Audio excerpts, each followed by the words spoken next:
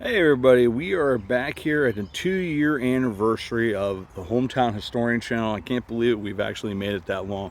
And we are back at a very familiar site. This is the Old Hanover Presbyterian Churchyard. This is where we made our first video here, July 4th of what would be 2021. We were here with Cliff and then we went to fireworks later that evening. I am not going to walk around the cemetery right now because unfortunately I am in that contact boot.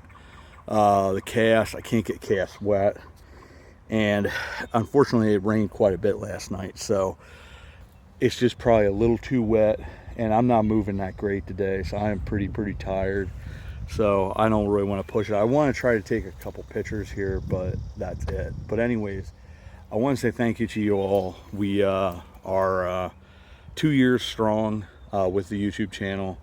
And once again, I want to come back here every single year, sort of annually, just to celebrate that, just because it was such a cool event, and we've been here quite a few times. But I want to say thank you to your guys' support.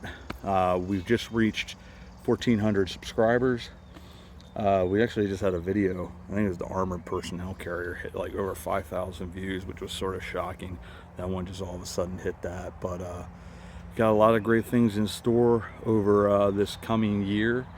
A lot of cool videos that will be coming out. We got historic Old Annville Day, the Fort Loudon videos. I also have the Cherry Festival there in Schaeferstown that'll be coming out. And I think tomorrow we're going to be putting out the St. John's Evangelical Congregational Church and a little bit of a history of the Evangelical Association as well. I've delved a little further into that, but a lot of really cool people buried here.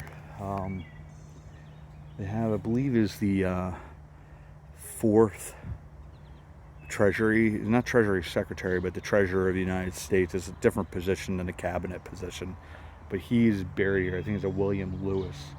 I haven't ever been able to find it, but he is in here. They do have John Rogers listed here, even though he's buried over at Derry Presbyterian Churchyard. He most likely was over on some kind of business in the summer, and at that time period, if you passed away from your home, they buried you at the next closest denomination churchyard that you belong to, and he belonged to the Presbyterian church here, Hanover Presbyterian, which the church is no longer, hasn't been here since I think the 1880s, 1890s, and old stone church. But quite a few Revolutionary War vets, French and Indian War vets, a lot of history here. One of these just beautiful cemeteries that has so much history. And here on July 4th, a lot of people to respect. These were the early settlers, the early people that fought for our freedom.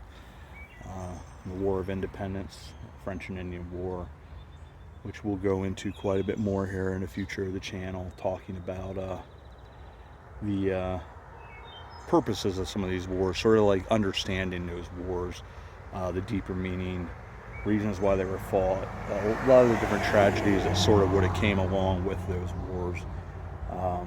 But it's just a really beautiful day, but brutally hot, so I don't want to stand out here too long. But as always, I want to say thanks. We got a lot of really cool stuff coming up, and we will see you all about town. So I figured we will do a little bit of a country road take me home here as well. There's a lady actually over there picking berries as well, so I didn't really want to creep her out. There's a pretty old, cool house that's probably somehow involved with the original church. Like I had said earlier in the video, it was a stone church. I think built probably in the late 1700s, and because the original structure most likely would have been log, like most of them, until they built up enough money to be able to hire some masons and some construction guys from back then. They're construction folks, which would have been your masons, to build the stone structure. But it was either burnt down or was torn down. I believe it was the 1880s, 1890s, but it hasn't been there for a long time.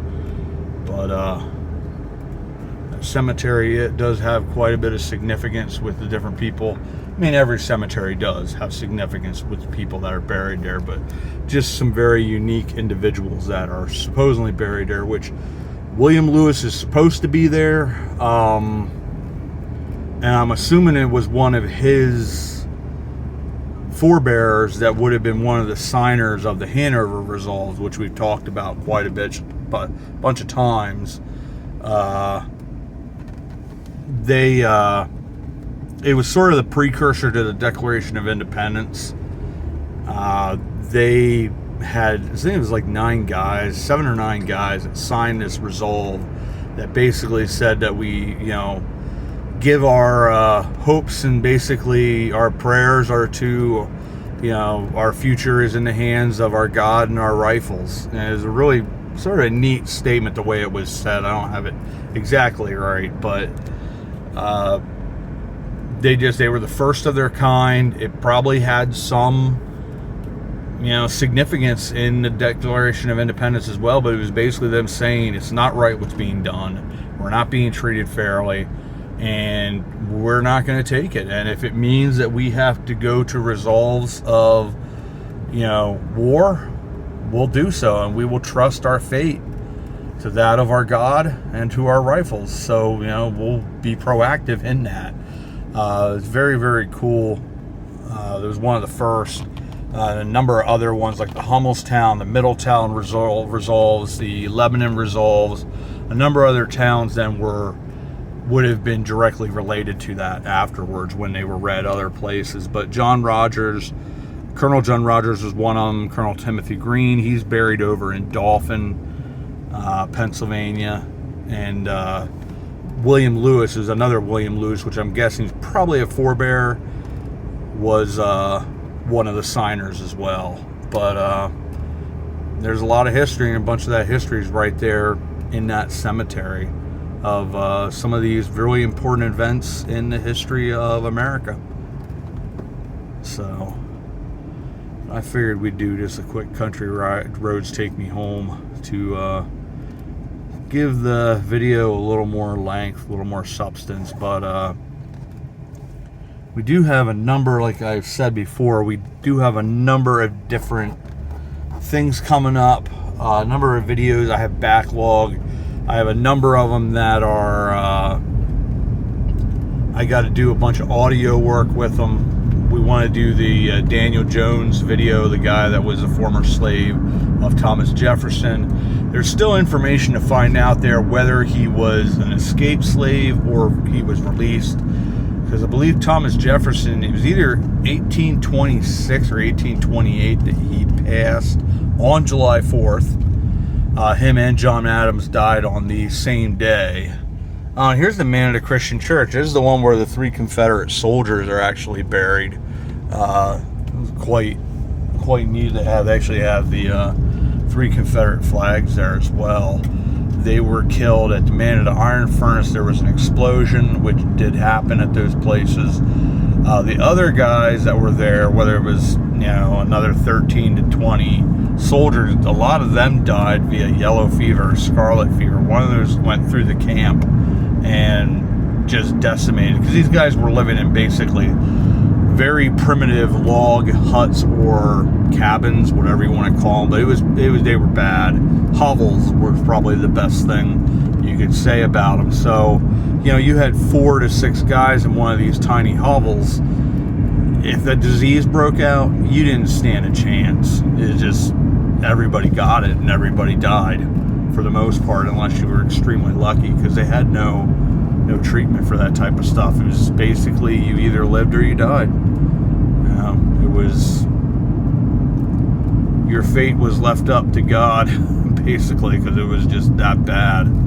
So we're actually gonna come up here on Route 443.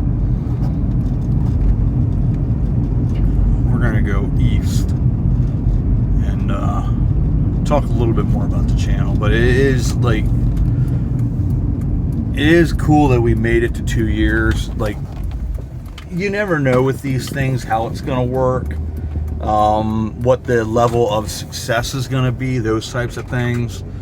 But it's been extraordinarily successful. And if you look at like the early videos, I said one of the big things that I wanted to be the purpose of this channel, I guess you say goals or objectives, was to be working with the historic societies and organizations within the area that I would be doing videos. And that's starting to happen. It's really starting to happen. I've got great conversations with especially Historic Preservation Trust of Lebanon County with Jan, Lebanon County Historical Society, Mannheim Historical Society. We've made a number of videos there. There's going to be some contact there as well. Historic Schaeferstown Incorporated, now Myerstown Rec Board. They're trying to get together a historical society or a museum of some sort. So I'm probably going to be involved with them as well, with doing some kind of historic tours, with the heritage trails being sort of what we're basing it off of. I do want to get out to Mannheim to see how they do their historic walking tours, just to get a general idea of what's a good way to go about it, because Mannheim Historical Society really has their stuff together. It's really impressive.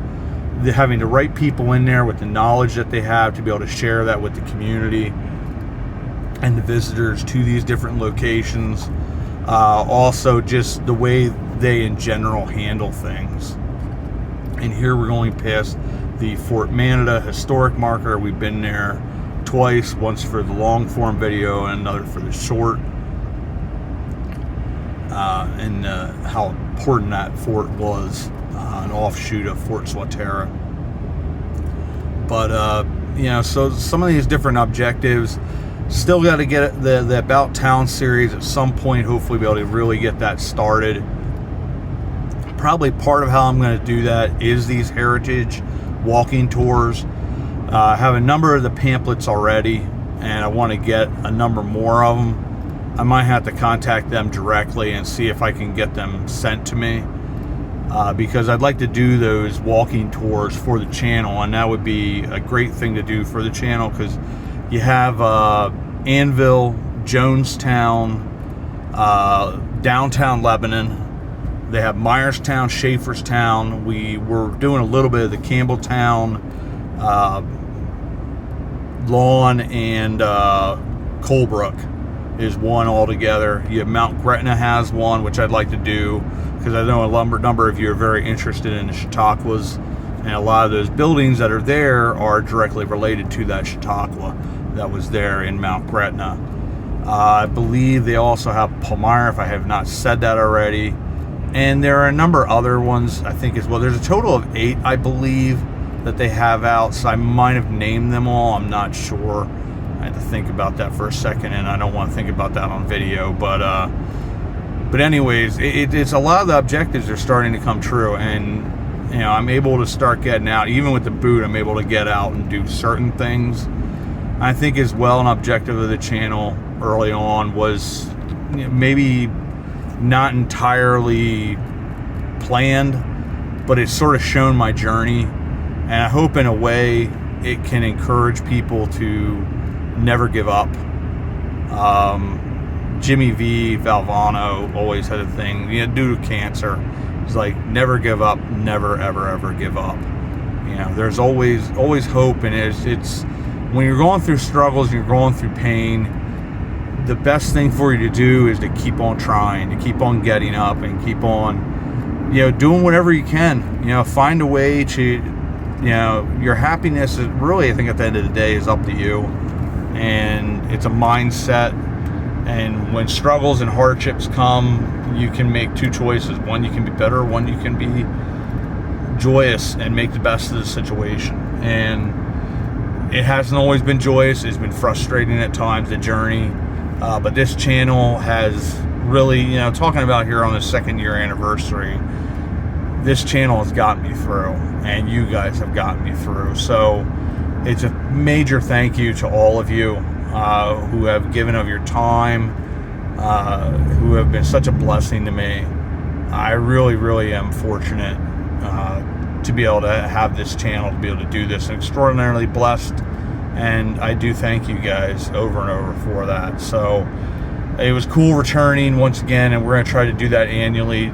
Go back to the Old Hanover Presbyterian Churchyard. And, 2 years old. AARP's calling. But it's been a blast. We got a lot upcoming, a lot of cool things, and Chuck is also much cleaner. Finally got around to doing that. So I mean, that's a good sign too. Like, I'm just, with the job that I'm doing now, I just got a nice job offer to go full time. I'm excited about that. I feel a lot better about myself. I don't know how I would call it, but you feel good being able to support yourself and be able to do the things that you want to do, and that will enable me. It's going to be difficult until I get the process down to be consistent with my content again, but I am getting quite a bit out there, and hopefully it'll continue and get back to that everyday thing like I'd like to have the channel back to. Yeah, it's been a blast, and once again I do thank you guys all for making this such a cool family, the Hometown Historian family, and for making it such a great 2-year run so far. And here's to many more anniversaries to come. And it's sort of cool, the anniversary of the channel is the same as the anniversary of a country. But as always, I want to thank you all, and we will see you all about town.